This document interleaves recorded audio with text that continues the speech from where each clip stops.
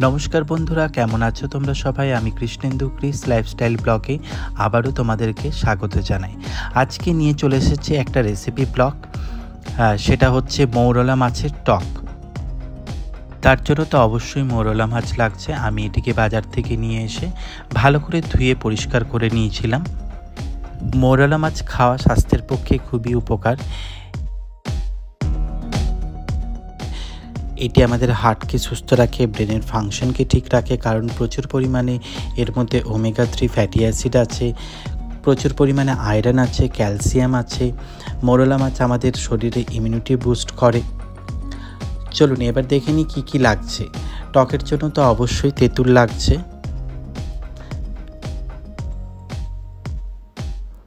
আর লাগছে টমেটো, কাঁচা লঙ্কা। ব্যাস এই কটা জিনিস দিয়েই কিন্তু আমি বানিয়ে ফেলবো মৌরলা মাছের টক। দেখো, আমি গ্যাসের মধ্যে কড়াইটা চাপিয়ে দিয়েছি। এবার কড়াইয়ের মধ্যে একটু সর্ষের তেল দিলাম। তেলটা গরম হয়ে আসলেই নুন আর হলুদ মাখানো মাছগুলো আমি এবার কড়াইয়ের মধ্যে দিয়ে দেব।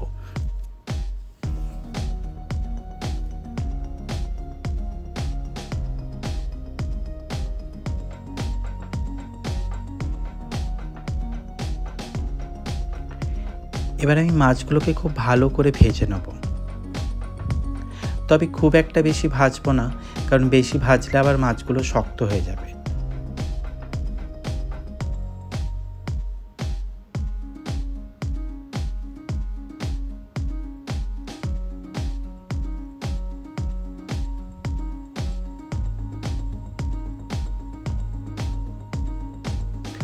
মোটামুটি আমার মাছগুলো ভাজা হয়ে গেছে।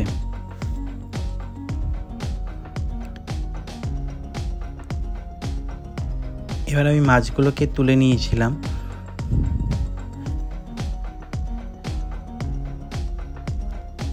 মাছ ভাজার যে তেলটা ছিল সেই তেলের মধ্যেই আমি একটু 5 ফোড়ন দিলাম। আমি আলাদা করে আর কোনো তেল দিইনি। তারপরে কেটে রাখা টমেটোগুলো দিয়ে দিলাম। টমেটোগুলো খুব ভালো করে ভেজে নেব। আচ্ছা, এই টমেটো ভাজতে ভাজতে একটু কিন্তু নুন দিয়ে দেবে। নুনটা দিয়ে দিলে টমেটোটা খুব তাড়াতাড়ি ম্যাশ হয়ে যাবে।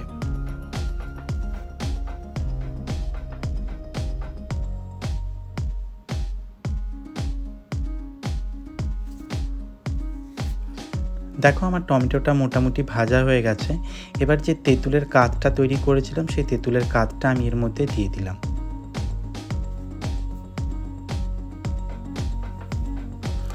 ভালো করে একটু নাড়াচাড়া করলাম।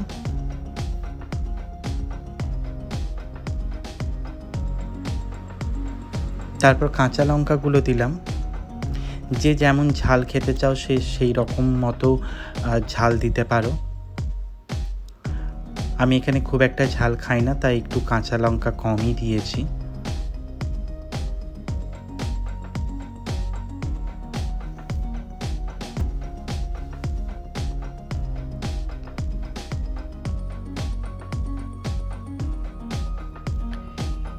এবার আমি ভেজে রাখা মাছগুলো দিয়ে দিলাম।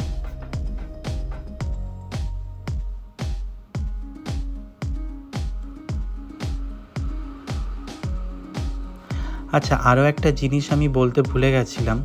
আমি কিন্তু এর মধ্যে একটু চিনিও দিয়েছি। তোমরা যদি মিষ্টি খেতে চাও তো দিতে পারো, আর যদি না খেতে চাও তো সিম্পল চিনি না দিয়েও বানাতে পারো। আমার কিন্তু একটু টকের মধ্যে চিনি মানে মিষ্টি হলে বেশ ভালোই লাগে খেতে।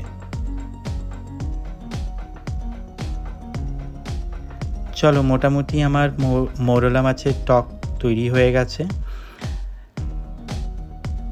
তোমাদের যদি আমার এই রেসিপিটা ভালো লেগে থাকে প্লিজ লাইক করো, কমেন্ট করো, শেয়ার করো, আর সাবস্ক্রাইব করতে কিন্তু একদম ভুলো না।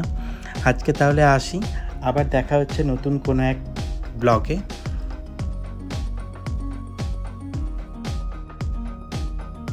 সবাই খুব ভালো থেকো, সুস্থ থেকো, আনন্দে থেকো। চলো আজকে আসলাম।